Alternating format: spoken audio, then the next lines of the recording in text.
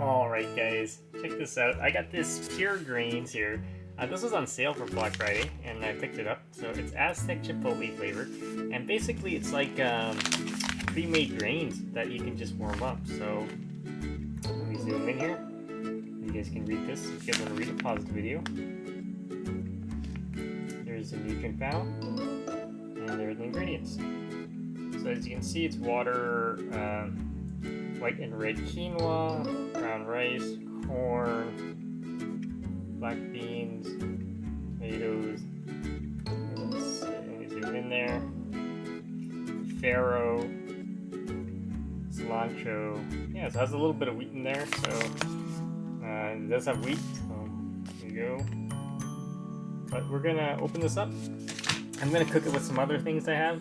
I'm gonna add an onion to it, and then I'm gonna add some meat and some lettuce and some tomatoes and some basil, and then that'll be good. And I'll add some beef to it. So stay tuned, guys. I'll be back.